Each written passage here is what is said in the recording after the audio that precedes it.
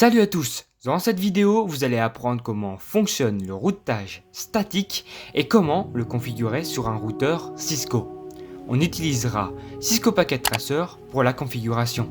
Mais avant, n'hésitez pas à vous abonner pour d'autres tutos informatiques et à liker la vidéo. Ça aiderait fortement la chaîne. Avant de configurer une route statique, il faut comprendre comment cela fonctionne. Dans un réseau, le routeur va être la porte de sortie de notre réseau pour aller vers un autre. On appelle la passerelle par défaut. Mais pour se rendre vers un autre réseau, il faut savoir où aller. C'est là qu'interviennent les routes statiques. Dans notre exemple, A faisant partie du réseau 1 veut communiquer avec B faisant partie du réseau B. On va créer une route sur R1 et R2 pour savoir où se rendre. Sur la table de routage de R1, on va mettre l'adresse de réseau, ici 1, avec son masque, et mettre l'adresse de R2 pour indiquer où est le réseau 2. On va maintenant passer à la configuration d'une route statique sur Cisco Packet Tracer. Pour ça, nous aurons trois réseaux. Le réseau 1 en 192.168.0.0/24, le réseau 2 en 192.168.1.0/24 et le réseau 3 en 2.0.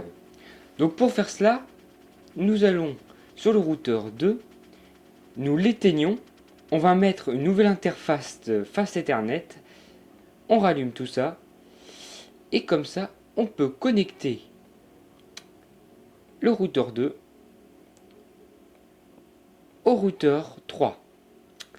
Après, nous allons passer à la configuration en mettant les adresses IP. Nous allons commencer ici, là, avec le PCA. Ici, on doit mettre une adresse IP qui correspond à l'adresse réseau en /24 et on met le routeur qui est indiqué ici. Donc, c'est fait. On fait pareil pour les deux autres PC. Une fois fait, on va configurer les interfaces des routeurs. Donc on va commencer avec le routeur 1. Et vu que ce n'est pas le but d'apprendre à configurer les interfaces avec leur adresse IP, on va le faire avec la version graphique de Cisco Packet Tracer. Donc là, ici, juste avant, vous allez dans Options, Préférences et vous cochez bien Always Show Port Labels. Cela vous permet d'avoir donc les petits interfaces qui vous aidera.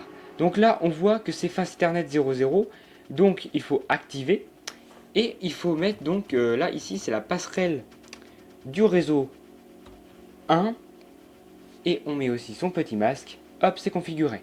Ici dans face Ethernet 10, on va ouvrir aussi le port et on va surtout mettre une adresse IP là que j'ai mis en place en /30 qui fait qu'il n'y a pas beaucoup, qu'il y a seulement 4 appareils sur ce sous-réseau.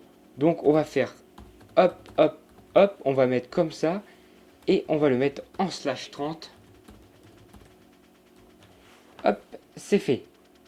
Vous avez déjà configuré le premier, il n'y a plus qu'à configurer les deux autres, c'est similaire. Là par exemple Fast 0, hop, on allume. Ce sera une adresse comme celle-ci avec toujours le /30. Toc, celui-là, c'est la passerelle du réseau 2. Et celui-là, c'est le deuxième sous-réseau qui commence donc à .5. Il nous manque plus que le routeur 3 et c'est similaire. Une fois que tout cela est fait, on va configurer nos routes statiques. Et je vais vous montrer donc directement les commandes à faire sur le routeur. Alors ici, on va faire end pour revenir ici. Après, on fait conf t. Ensuite, on fait IP route. Et c'est là que ça commence. On va mettre les réseaux dont le routeur 1 ne peut pas voir. Le routeur 1 peut seulement voir le réseau 1 et le sous-réseau ici entre les deux routeurs. Donc il faut qu'il voie le réseau 2 pour pouvoir communiquer avec le B et le réseau 3 pour pouvoir communiquer avec C. Donc ce qu'il nous faut là, c'est l'adresse réseau du réseau 2 avec son masque. Et là, il faut indiquer l'adresse IP où on va envoyer l'information. Et c'est cette interface réseau là. Cette interface réseau là, elle a comme adresse IP 10.002, si je ne dis pas de bêtises. Vous entrez, là vous faites la flèche du haut pour récupérer ce que vous avez fait.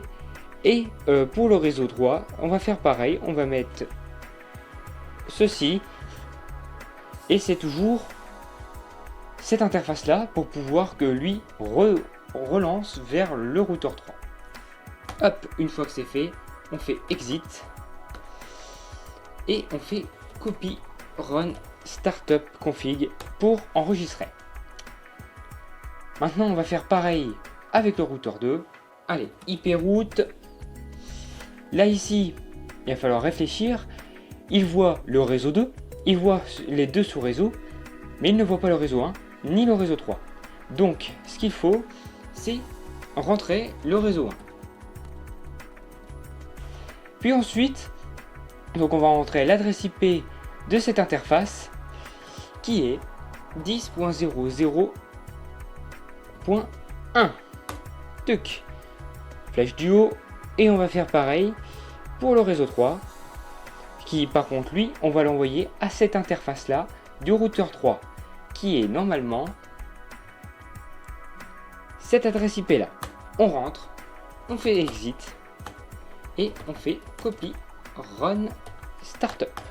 Et là on va faire pareil avec le troisième routeur, mais vu que j'ai fait les deux précédents, je vous propose de faire un stop sur la vidéo et d'essayer de le faire par vous-même. Voici la réponse, et ce qu'il fallait noter. Donc on continue et bien sûr on enregistre. Là, toutes les étapes de routage ont été faites. Il faut maintenant ping. On va prendre le PC A, on va prendre ici et on va ping le PC le plus proche B. Donc AB, on lui avait mis hop cette adresse. Je vais entrer et c'est normal, il va dire que ça prend du temps et que du coup c'est out, mais tout va bien, c'est juste le fait que le temps de trouver le réseau. Il l'a trouvé, on peut retester, il communique très bien. On fait pareil avec le PCC pour vérifier aussi la connexion. Ça va faire aussi pareil, c'est pour le temps de charger. Et voilà, ça communique. On réessaye un coup et ça communique. Vous venez de faire une route statique fonctionnelle. Merci d'avoir regardé la vidéo, n'hésitez pas à vous abonner et à liker la vidéo pour plus de tutos comme celui-ci. C'était San, au revoir.